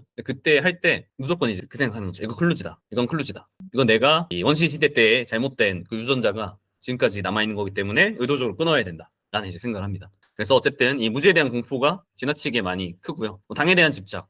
이 원시시대 때는 아시겠지만 이 배에다가 지방을 많이 축적하는 게 상당히 내가 밥을 못 먹을 때 그 지방을 축적해 놓은 걸 쓰니까 생존에 굉장히 유리한 방식이었는데 현대에는 사실은 삼시세끼를 제때 못 먹기가 오히려 어려울 정도잖아요. 대부분의 상황에서. 이때는 이제 당에 대한 집착이 굉장히 안 좋은 게 돼버렸죠. 결국 이제 뱃살 찌게 만드니까 다들 우리가 뭐 뱃살 걱정 한 번도 안 해본 사람 있겠습니까? 그런 걸 이제 하게 되는 거죠. 근데 이게 어떻게 보면 이제 원시시대 때부터 내려온 거고 해서 우리가 아직까지 이거를 못 버리고 있는 거죠. 그래서 오히려 이제 다이어트 한다고 굉장히 굉장한 에너지를 써야 되는 이런 상황에 처하게 됐고요. 우리가 이제 이렇게 안정된 지 얼마 안 돼서 그래요. 정도에 대한 집착인데요. 아까 얘기했지만 99명, 100명 중에 99명이 어떤 길을 가고 있으면 그 99명과 떨어지는 게 나를 굉장히 미치게 합니다. 나를 굉장히 불안하게 하고 굉장히 힘들게 해요. 근데 문제는 이렇게 99명의 길로 가는 순간 절대 남들보다 잘 살겠다는 생각을 하시면 안 됩니다. 기본적으로. 그래서 이 정도에 대한 집착을 버리셔야지만 내가 남들보다 큰 부를 얻을 수 있겠죠. 좋은 삶. 그래서 아까 얘기했던 클루지 알아차리기라는 기술을 잘 써야지 사업에 있어서 성공하거나 인생에 대해서도 저는 필요하다고 생각합니다. 아까 얘기했지만 열심히 내가 회사에서 몸담아서 해봐야 이 확률적으로 굉장히 낮아요. 결국에는 아까 얘기했지만 일을 잘하는 것보다 부자가 되려면 부동산에 대해서나 이 자본주의에 대해서는 공부를 잘하고 이해도가 높아야지만 주식 투자로 돈을 잃지 않아서 그 돈을 부동산에 넣어야 될 거 아니에요. 부동산은 이 하방이 높기 때문에 투자하기가 쉽지 않고 주식은 이제 100만 원만 있어도 시작할 수 있잖아요. 10만 원만 있어도 할 수 있으니까 쉽게 시작할 수 있죠. 그게 사실 안 좋다는 거죠. 쉽게 시작하게 만드는 게 사람을 나쁜 길로 자꾸 빠지게 하기 때문에 주식에서 돈을 잃지 않고 부동산으로 보낼 수 있어야 됩니다. 그래서 글루지 바이러스는 실패로 부르기 때문에 굉장히 위험하고요. 여기에 대해서는 좀 간단히 표현할 텐데 저희 아버지가 이제 저는 이제 클루즈를 좀 깰 수 있는 계기가 있었습니다. 저희 아버지가 일단 경찰이셨고요. 그래서 공무원이셨고 굉장히 멋진 사람이었죠. 왜냐면 경찰은 나쁜 사람들 잡아내는 게 일이잖아요. 굉장히 멋진 일을 하셨고요. 이제 재밌게도 근데 저희 아버지가 경찰하다가 이제 다단계에 빠지십니다. 네, 좀 되게 확 다르게 느껴질 수 있는데 그 이유는 그거 같아요. 되게 수직적인 조직이잖아요. 그래서 저희 아버지가 스트레스 굉장히 많이 받으셨어요. 예를 들면 자기 밑에 있는 친구들 중에 아부 잘하는 친구는 위로 올라가는데 저희 아버지는 이제 이빠른 말 못하시기 때문에 그런 걸 정치를 못하니까 어떻게 보면 이제 산에 그런 데가 뒤처지게 되고 이제 욕도 먹으니까 이제 굉장히 스트레스 많이 받아 하셨습니다. 사실 돈은 벌지만 굉장히 삶이 아니었고요. 네, 그래서 어릴 때 저 같은 경우 좀 힘들었죠. 왜냐면 직장에서 받은 스트레스가 아무래도 집에 이렇게 이전되는 부분들이 있잖아요. 그러다 보니 굉장히 힘들었고요. 네, 다단계로 그래서 빠지신 거는 저는 직장에서는 이제 어떻게 보면 사람들한테 욕먹는 이제 입장인데 거기다 뭐 대중들한테도 온 이제 사람들한테도 피해자들한테도 그랬을 거고 다단계 하면 이제 다 사장님이라 불러주거든요. 사장님 이러면서 이제 다들 존중해 주거든요. 네, 그런 문화가 있습니다. 다단계 쪽에는. 그래서 제가 봤을 때 아버지가 그런 이제 대우를 그렇게 받게 되니까 되게 전 좋았어요. 오히려 아버지 다단계 하고 나서. 왜냐면 원래는 이제 경찰에 계실 때는 저희 약간 죄수처럼 대한다는 느낌이 들었거든요. 그러니까 기상 시간, 취침 시간 정해져 있었고 규칙으로 집이 돌아간 거죠. 근데 이제 다단계 하고 나서부터는 저를 이렇게 사업자처럼 대해주셨는데 진산 사장님 이렇게 해서 이렇게 대해준 느낌처럼 이렇게 되게 온화해지셨어요. 사람이. 돈은 못 벌었지만 그래서 굉장히 가난한 삶을 살았지만 그래도 아버지가 이제 이 일을 통해서 좀 바뀌었다. 그러니까 중거 집단이 바뀌었을 거 아니에요, 실제로. 저는 이 주위 사람이 바뀌는 게 되게 중요하다는 거를 이제 아버지를 통해서도 좀 많이 느낍니다. 그리고 저는 이제 아버지를 통해서 두 가지 선택지를 없앴어요. 첫 번째는 사람들이 아까 좋은 직장에 들어가야겠다는 선택지를 좀 버렸습니다. 왜냐면 경찰은 좋은 직장이잖아요, 사실. 공부도 열심히 해야지 들어갈 수 있는 건데 되게 이런 관료 조직, 그다음에 대기업 이런 걸 제가 들어갔을 때 저희 아버지랑 같은 일을 당하겠다는 생각을 했어요. 내가 굉장히 그런 이빠른 말 못하는 사람이라고 생각하는데 대학교 선배들한테도 그런 거 못하니까 좀 싫어하더라고요. 근데 이제 내가 직장 들어가면 얼마나 더 심할까 그게. 나는 일반 직장 생활 내가 할 수 있을까? 못하겠다라는 이제 판단을 좀 내렸고 그다음에 이제 다단계 일 하지 말아야겠다. 돈을 진짜 못 버는 이 주위 인맥을 써야지 돈을 버는 시스템이라 주위 인맥을 깎아먹는 행위다. 라는 거를 좀 느꼈고 저는 이제 자연스럽게 좀 재밌는 게 근로소득이라는 이 책 자체가 약간 지워지다 보니까 대학교 때부터 난 창업을 해야겠다는 생각을 했습니다. 군대 가서도 창업 관련된 책을 많이 읽고 굉장히 큰 도움이 됐던 것 같아요. 그 선택지 안 지웠으면 굉장히 힘들었을 것 같고요. 제가 이제 집이 굉장히 가난했는데 첫 아르바이트를 하고 제가 이제 김을 샀어요. 반찬에 대한 선택권이 제가 없었거든요. 진짜 이상한 듣도 보도 못한 이제 풀 같은 걸 아버지가 되게 좋아하세요. 이상한 맛 나는 거. 두릅 뭐 이런 거. 맛있을 수 있는데 이게 7살짜리 애기들한테는 굉장히 두릅 정도면 괜찮은데 이름 모르는 이게 뭐예요라고 하면 본인도 모르세요.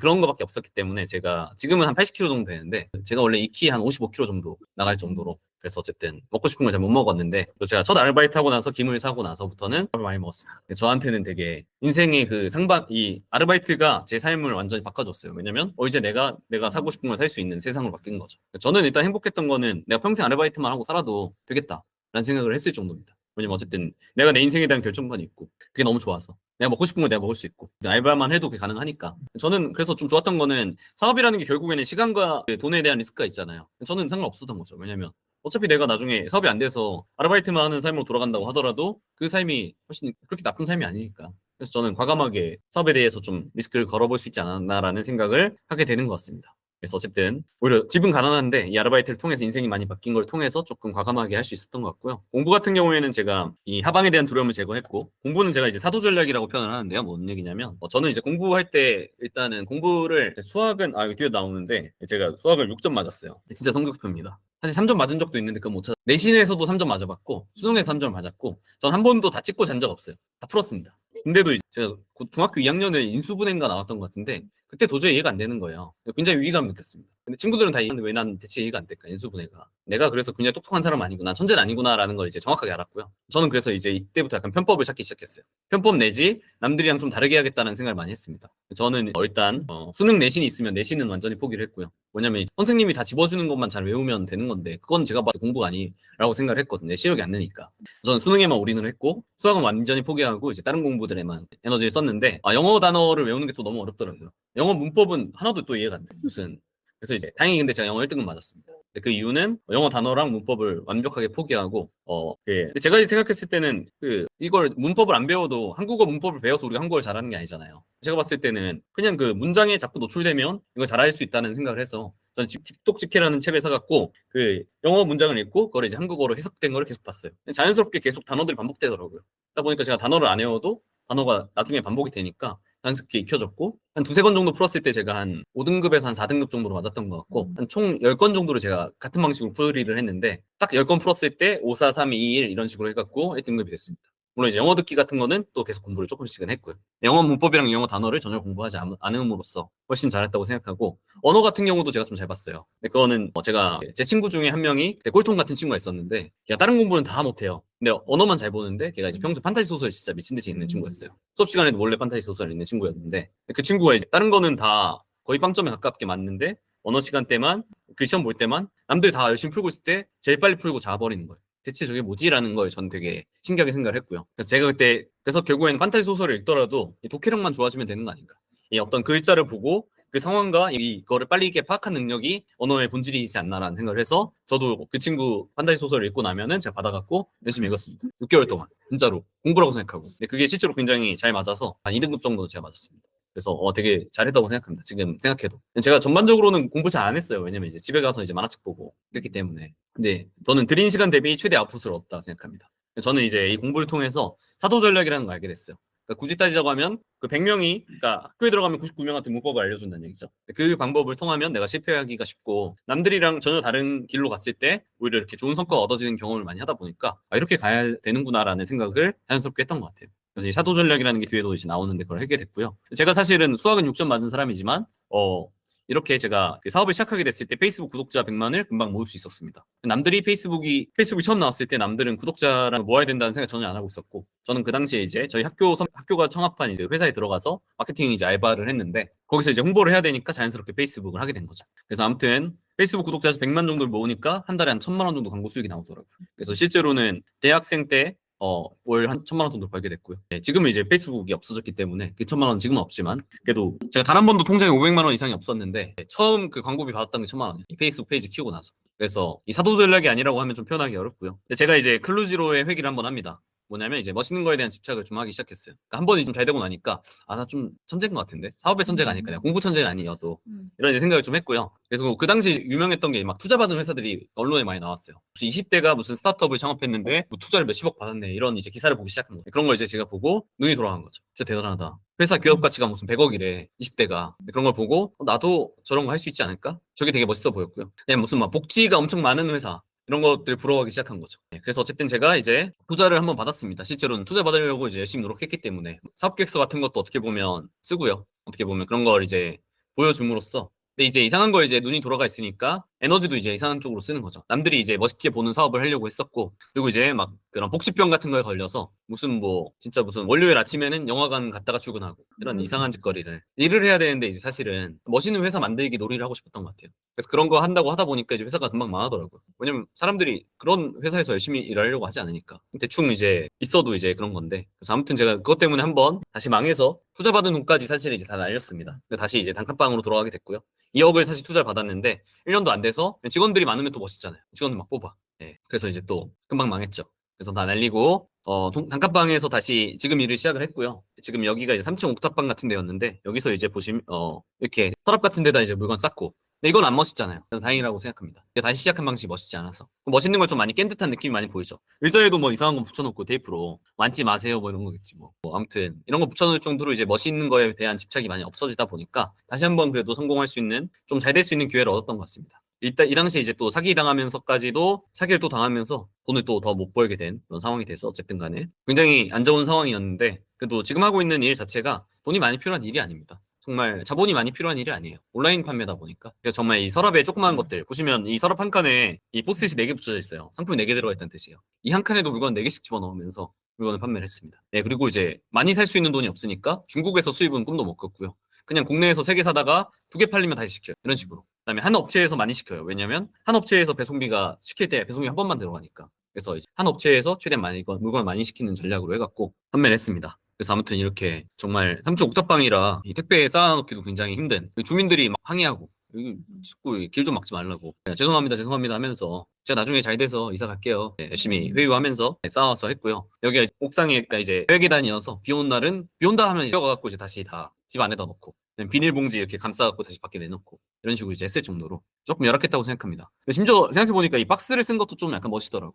박스가 아니라 택배 봉투가 훨씬 싸요. 포장 속도 훨씬 빠르고. 근데 이 약간 박스에 집착하게 되는 게 있어서 박스 좀 멋있거든. 지금은 이제 봉투를 많이 쓰려고 합니다. 파손 가능성이 높은 게 아니면 봉투를 꼭 쓰려고 해요. 왜냐면 박스 비싸기 때문에 포장시간 오래 걸리고. 그 당시에는 또 약간 좀 남았죠, 습성이. 그래서 어쨌든 여기서 제가 열심히 해갖고 지금은 많이 성장해서 월 그래도 제가 한 4억 정도 판매하는 셀러가 됐고요. 그다음에 어쨌든 제가 열심히 살려고 합니다. 항상 제가 열심히 해야지만 좋은 성과 따라올 수 있는 거 알기 때문에 블로그도 열심히 하고 1일 포스팅 하고요. 유튜브 같은 경우 이제 레버리지 써갖고 블로그에 있는 좋은 내용들을 영상으로 만들어줄 수 있는 PD분을 찾아서 영상을 맡겨서 유튜브도 1년 만에 그래도 한 구독자 4만 명 가까이 모았고요. 그다음에 이제 어떻게 보면 계속 사람 만나야겠더라고요. 저는 사실 교육을 하고 있는데 제가 알려주는 것도 있지만 제가 배우는 게 더 많다고 생각합니다. 그런 셀러들을 실제로 현장에서 만나서 이야기하다 보면 제가 배우는 것이 많다고 생각합니다. 제가 교육을 하면서 사람들 계속 만나고 소통하고 배우려고 많이 하고요. 책 같은 경우도 사실은 여기 옆에 계신 또 오셨는데 분이랑 함께 책을 써갖고 1000부는 아니 1000권이죠. 1000권을 다 판매를 했고 필사를 찍었고 세종도서라고 이제 나라에서 좀 이렇게 해주는 거기에 선정되기도 했습니다. 잘 쓴 책이라고 생각합니다. 그래서 어쨌든 기존에는 제가 지금 사업한 지 10년 정도 됐는데 지금 온라인 유통한 지 7년 정도 됐고요. 그 전 3년 정도는 이런 일을 했었습니다. 이렇게 컨텐츠 쪽에서 일을 했었는데 제 처음 시작은 마케터였고 두 번째 이제 직업은 이제 컨텐츠 제작자였어요. 크리에이터. 근데 지금은 이제 물건팔이가 됐죠. 해보니까 마케터가 제일 힘들고요. 마케터는 이제 정말 노가다에 가까운 일을 해야 되고 카페에다가 맨날 돌아가면서 글 쓰고 이런 거 이제 해야 되고 컨텐츠 크리에이터는 아까 얘기했지만 사람들이 너무 선망하는 일이에요. 그래서 결국엔 너무 힘들고 제가 해보니까 이 온라인 유통이 제일 지금까지 찾은 일 중에는 가장 사람들이 안 하려고 하는 아까 사람들이 하기 싫어하지만 본질적으로 가치를 가진 일에 가깝지 않았나라는 생각을 하게 됩니다. 그래서 이제 요즘에 홈택스 인증 안 하면 사람들이 욕해서 홈택스 인증도 해놨죠. 그래서 작년에 뭐 1분기, 2분기 합쳐서 22억 정도 했고 3, 4분기에서 이제 25억 정도 매출냈고 부가세 기준으로는 한 1억 4천 정도 1억 7천 정도 1억 5천 정도 납부했으니까 뭐 많이 판매했다고 생각합니다. 부가세를 많이 냈다는 건 그래도 부가세는 순이익에 붙는 게 사실은 부가세니까 물론 인건비 같은 건 제외를 해야 되지만 물건 매입에서 그러니까 매출에서 매입을 뺀 숫자이기 때문에 마진도 잘 남겼다는 뜻이겠죠. 그래서 제가 뭐 한 가지 얘기 드리고 싶은 건 이제 나빠 보이는 것은 좋고요. 좋아 보이는 것은 나쁘다고 생각합니다. 쉽게 생각하면 그래서 제가 좋게 생각했던 건 알고 보면 나쁜 게 많았고요. 스타트업, 투자, 멋진 복지가 갖고 있는 기업 이렇게 생각해 보이는 건 굉장히 나쁜 경우가 많았고 나빠 보이는 것은 좋아 보이는 좋은 경우가 많았던 것 같습니다. 저는 조금 사람들이 좋다고 생각하지 않는 것들 안에서 항상 기회를 찾아보려고 계속 하고 있습니다. 그래서 어쩌면 전 성공이 이 시간과 공간의 자유라고 이제 얘기하는 사람이 있는데요. 저는 이것도 사실 클루지가 아닐까라는 생각을 합니다. 그래서 저는 앞으로 널널하게 살고 싶은 생각은 없어요. 저는 그냥 성장을 많이 하고 싶고 제 지혜안을 키우는 그 삶을 살고 싶지 그냥 제가 하루에 뭐 2시간 일하고 15시간씩 여행 다니고 노는 건 제가 원치 않습니다. 그게 지속 가능하지 않다고 생각하기 때문에 뭐 제가 여행 유튜버면 가능하겠지만 그게 아닌 이상은 지속 가능하지 않다고 생각하고요. 공간에 대해서도 모르겠습니다. 그 큰 공간에서 산다는 건 그만큼 유지비가 크다는 얘기잖아요. 반대로 얘기하면 그 큰 공간에 누군가를 살게 하거나 누군가들이 이렇게 모일 수 있는 공간으로 쓴다고 하면 그게 훨씬 부가가치가 저는 크다고 생각하거든요. 그래서 저는 사실 큰 집에 살고 싶은 욕심도 별로 없습니다. 왜냐면 그걸 월세로 받으면 그게 얼만데 그걸 다른 돈으로 받아서 더 많이 그냥 쓰고 그러니까 제가 하고 싶은 일을 할 수 있는 게 더 좋은 거 아닐까. 저는 사실 차도 없고요. 집도 없습니다. 네, 물론 부동산 투자는 이제 돈을 지키기 위해서는 할 생각이긴 합니다만 현금의 가치를 지켜야 되니까 바꿔둘 생각이긴 하지만 그렇지만 이제 제가 뭐 공간에 대해서는 크게 욕심이 없으니까 안 했겠죠. 뭐 큰 집에 살고 있지도 않고요. 원래는 이제 고시텔에서 거의 한 7년 정도를 산 것 같아요. 고시텔에서 굉장히 오래 살았어요. 근데 그걸 살아면서 좋았던 거는 저는 이제 그거죠. 결국엔 내가 이렇게 작은 공간에서 살 수 있어야 이 자본주의 삶에서 실패할 수 있잖아요. 항상 다시 돌아가야 되기 때문에 그럼. 왜냐면 저희 가족이 이제 굉장히 이제 어려운 상황에 살았으니까 그런 상황으로 다시 돌아간다고 하더라도 내가 다시 시작하려면 좋은 집 살다가 또 나쁜 데 집 살려고 하면 힘들잖아요. 큰 집 살다가 작은 데 가려고 하면 힘들어지고 최대한 작은 곳 안에서 오랫동안 살려고 많이 노력했던 것 같습니다. 그래서 앞으로도 웬만하면 조금 그지같이 살려고 하지 않을까. 저를 성장시키는 데도 써야죠. 새로운 사업을 또 해보거나 계속 아직까지 욕심이 많습니다. 욕심이 있는데 또 많아서 앞으로 회사를 열심히 키워서 1조 기업으로 한번 키워보고 싶은 욕심이 있어요. 그러려고 하면은 계속 모으고 투자하고 새로운 일도 계속 시도해보고 그래야 된다고 생각합니다. 그래서 어쨌든 그런 거는 개인적인 욕심인 것 같아요. 그런 어떤 야망이 있는 거는. 그래서 이 사도 전략이라고 해서 이게 클루지를 깨는 전략이겠죠, 결국. 클루지를 깼다라는 건 남들과 반대되는 액션. 그러니까 사람들은 두려워하지 못하는 길을 내가 간다든지 정도가 아닌 100명 중에 99명이 아닌 한 명의 길을 갈 수 있을 하려면 이 타이클루제, 클루제를 깨야지만 이 사도 전략이 가능하다고 생각합니다. 그래서 저는 이제 아까 왕도에 대해서 영어 단어 문법을 가르치는 게 왕도지만 저는 영어 문장 독해를 통해서 했었겠고 언어 공부, 학원 다니는 게 어떻게 보면 사람들한테 왕도잖아요. 학원을 다녀야 공부 잘하지는데 전 당연히 학원 다닐 돈은 없었기 때문에 판타지 소설을 읽었는 게 제가 훨씬 공부 잘했어요. 되게 짜릿함이 있었어요. 학원 다니는 친구들 내가 판타지 소설을 읽는 놈이 이겼을 때 쾌감이 있었던 것 같습니다. 그리고 사실 제가 온라인 판매를 하고 있으니까 사람들이 브랜드라는 걸 왕도로 생각하거든요. 죄송하지만 아니잖아요. 왜 아니냐면 이제 알겠죠. 멋있어 보이니까 아닐 거고 제가 노브랜드 상품들 많이 팔아요. 브랜드가 없는 상품들 많이 팝니다. 싸고 5,000원짜리 이하 상품 많이 파는데 그 이유는 심플하죠. 사람들이 멋있게 보는 상품이 아니기 때문에 멋있게 보는 상품이 아니라고 해서 팔 생각을 또 잘 안 해요. 그 상품들의 경쟁이 덜 치열하다는 얘기겠죠. 저는 노브랜드 상품을 좋아하고요. 그다음에 비싼 상품을 안 좋아하고 싼 상품을 좋아합니다. 다이소처럼 5,000원짜리 이하 상품을 많이 저희가 팔려고 노력하고 있어요. 왜냐면 사람들은 그걸 판매자들조차도 멋있게 생각하지 않기 때문에. 그래서 저는 제 일에도 많이 적용하고 있다고 생각합니다. 그래서 아마 이런 멋있는 좀 왕도를 쫓으시면 좀 어려우실 거라 생각하고요. 좀 사도로 가시면 좀 쉽게 풀리지 않을까라는 생각을 합니다. 그래서 저는 이 일 자체도 그렇고요. 상품들도 최대한 이런 거 위주로 사도 전략을 많이 쓰려고 합니다. 제 민증 사진이에요. 지금 조금 우울하게 생겼죠. 그런 전반적인 피드백을 얻었습니다. 지금 막 성형한 거 아니냐라는 얘기 들었는데 지금 인상이 좀 많이 좋아지지 않았나. 근데 이때 제가 근데 나름 웃은 거예요 이게. 근데 지금 안 웃어도 이거보다는 인상이 좋다는 거 얘기 듣는 것 같은데 어쨌든 과거에는 이제 환경이 좀 많이 열악하다 보니까 좀 얼굴에도 이게 영향을 미쳤던 것 같고요. 지금 제가 원하는 삶을 살고 있다 보니까 좋은 것 같습니다. 표정이 좋아지는 것 같고. 그래서 어쨌든 저희 부모님이 약간 다단계 실패, 이사를 자꾸 많이 다녔어요. 다단계 하려고 이제 강원도에서 결국엔 인천, 막 서울 이렇게 돌아다녔는데 서울 온 건 참 좋은 것 같습니다. 네, 주위에 환경이 좋으니까. 어쨌든 이제 저는 이사를 많이 했으니까 이제 적응하기가 굉장히 힘들었겠죠. 그래서 뭐 친구들한테 괴롭힘 당한 경우도 있고요. 이제 가정 불화는 당연히 있었고 집을 돈을 못 버니까 당연히 힘들겠죠. 빨간 딱지 같은 것도 한번 다 붙어봤고요. 저희 가전이 근데 다 10년 된 거였어요. 제 아버지가 물건 잘 안 버리시거든요. 10년 된 막 TV 이런 거 쓰고 있으니까 가치가 없는 거야. 안 가져가더라고요. 그래서 빨간 딱지 붙은 상태에서 잘 봤어요. 좀 좋았습니다. 그래서 이것도 이게 좋구나. 너무 잘 살면 이게 안 좋은데 적당히 못 살면 이런 게 좋구나. 안 가져가니까 생각을 했고요. 그래서 뭐 집에 막 찾아온 경우도 있었고 아빠 없다고 해라 이제 이런 얘기 많이 하잖아요. 그런 경우도 있었고 실제로 집에 안 계셔갖고 자주 다단계 하느라 안 계신다고 거짓말을 안 해도 돼서 좋았습니다. 그다음에 이제 제 아버지가 이제 경찰이시다 보니까 아무래도 좀 수익적이어서 많이 좀 옛날 부모님들 많이 때리잖아요. 다들 또 많이 맞으셨지 않았을까. 연령대가 좀 있으니까 하고요. 그다음에 이제 형도 이제 있는데 형한테도 많이 맞았죠. 형도 많이 맞았으니까. 그러다 보니까 이제 어떤 폭력의 대물림 때문에 이런 부분이 있었는데 그랬고 그다음에 이제 저희 집이 이제 다단계 하면서 많이 어려워지다 보니까 서울에 월세 20만 원짜리인가 집이 난 거예요. 알아보니까 이제 되게 3룸이었는데 거기가 이제 그 지하 1층에 이제 정신이 안 좋으신 분이 여기 살고 있었거든요. 그분이 이제 약간 쓰레기를 수집하는 그런 거였어요. 썩은 내 같은 게 이제 엄청 올라오는데 저희 부모님은 가르쳐지지 않았기 때문에 거기로 이제 이사를 했고요. 되게 좋았어요. 넓어갖고 쓰레기 냄새 많이 났는데 코가 그래도 좀 요즘 둔감해졌습니다. 그때 것 때문에 거기에 에어컨이 없다 보니까 여름에는 이제 대야 같은 걸 해갖고 물에 들어가 있었어요. 시원하거든요. 그래서 어쨌든 그런 이제 생활을 좀 했었고요. 이제 밥통 같은 경우가 진짜 오래 쓰면은 취사하고 나면 하루 만에 막 썩은 냄새 같은 거 나잖아요. 근데 그런 이제 밥통 안 바꾸셨고 10년 동안 정말 이제 하루만 지나면 이제 냄새가 진짜 안 좋아지는 거여서 제가 그래서 정말 아까 밥을 좋아하는데 먹기가 정말 힘들었습니다. 네, 냉장고에는 이제 간식이 없었고 갈비뼈가 지금 80kg지만 55kg 정도에 됐을 정도로 학교에서 급식비 같은 거 지원 받았었고 대학교도 사실은 차상위 계층에 속해서 그걸로 이제 전형으로 지원을 했는데 떨어지긴 했지만 어쨌든 차상위 계층 지원이 가능했을 정도로 제가 좀 그랬던 것 같고 제가 고스트에 살아도 참 좋았던 게 형이랑 같이 안 써도 되는 거예요. 너무 좋았습니다. 좁지만 자유는 있으니까 내가 자고 싶을 때 잘 수 있고 게임하고 싶을 때 게임할 수 있게 참 좋았습니다. 저는 뭐 이런 건 좀 좋다고 생각합니다. 여러분들이 아마 대부분 다 결핍이 어느 정도 있을 거라고 생각해요. 결핍이 없으면 움직이지 않으니까. 특히 여기 자리에 오신 분들은 아마 결핍이 있으니까 멀리서 오신 분도 계시고 4시간 걸려서 오시는 경우도 있는데 저는 그래도 좋은 것 같습니다. 그 결핍이 있으니까 성공할 수 있는 원동력이 있는 거니까. 그래서 저는 모르겠어요. 그 세이노의 가르침 책을 보면 자기 자식들한테 그런 결핍을 주고 싶어서 원래 아내한테 그 적정을 짜갖고 우리 그냥 집이 망한 걸로 하자. 한잣집에 그래서 우리가 살자. 어릴 때부터. 그러려고 했대요. 근데 아내분이 그건 안 된다. 말려갖고 그렇게 못했지만 정말 결핍을 선사하고 싶었다고 하더라고요. 정말 판잣집에서 우리가 망한 집에서 이렇게 일어나는 그런 사는 것 같은 유년기를 주고 싶었을 정도로 저는 어쩌면 결핍이라는 게 꼭 나쁜 게 아니라 좋지 않을까라는 생각을 합니다. 저도 어쨌든 그런 결핍이 있었기 때문에 지금처럼 이렇게 열심히 하고 있다고 생각하고요. 그런 결핍이 없었으면 제가 이렇게 열심히 살고 있을까라는 생각을 종종 하게 되는 것 같아요. 왜냐면 정말 힘들었을 시기로 돌아가고 싶지 않은 거죠. 지금이 너무 좋고 돌아가고 싶지 않기 때문에 지키기 위해서라도 열심히 살 수밖에 없는 것 같습니다.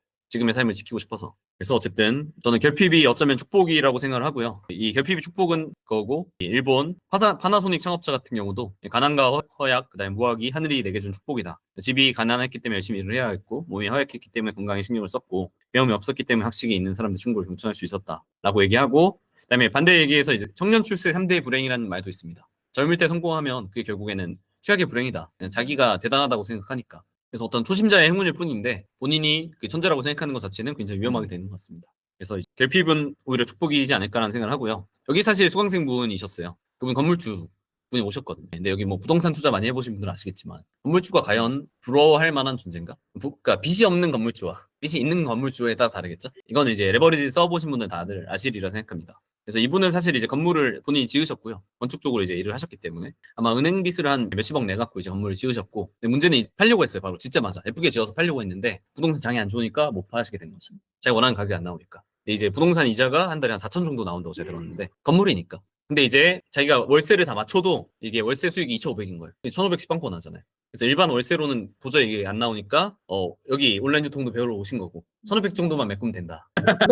그래서 그걸 메꾸러 여기 배우러 오신 거기도 하고요. 그거 말고도 이제 영업을 다니세요. 왜 영업을 다니냐면 일반 월세로는 안 되니까 팝업 스토어 같은 거 해서 단기 임대로 이제 하면 단기 임대는 훨씬 비싸거든요. 단기 임대로 어떻게든 맞춰야지만 대신 단기 임대는 아시겠지만 계속 고객을 계속 들여와야 되잖아요. 그러니까 본인이 영업에 뛰어갖고 이제 팝업 스토어를 유치시키려고 엄청 열심히 영업 다니시고 그런 거죠. 네, 그래서 이제 사실은 저는 건물주면 굉장히 부러워야 되는데 이렇게 굉장히 다크서클이 이렇게 내려와 계셔갖고 굉장히 좀 안쓰러웠어요. 근데 심지어 이 일도 배우러 왔는데 심지어 본인 영업에 뛰시는 상황에서는 이 일을 또 집중해서 배우기가 쉽지 않으실 거잖아요. 그래도 뭐 물론 부럽습니다만 그래도 빚덩이이긴 하지만 건물이 있다는 건 부러워할 만한 거지만 그렇지만 건물주라고 해서 이제 인생이 끝이 아니다. 사람들 마치 건물주만 되면 이제 인생이 끝나는 것처럼 표현을 하니까 아니라고 생각합니다. 저는 이제 시스템 소득 건물주라고 생각해요. 건물이 꼭 눈에 보이는 실체가 있어야 된다고 생각하지 않고요. 내가 일을 하지 않아도, 그러니까 내가 모든 일을 하지 않아도 사실 내가 불로소득은 좀 너무 오히려 그렇게 좋은 개념이 아니라고 생각하고요. 사실은 불로소득은 없죠. 사실 다 자본소득은 있어도 자본소득은 자본만 있으면 된다라는 식으로 생각이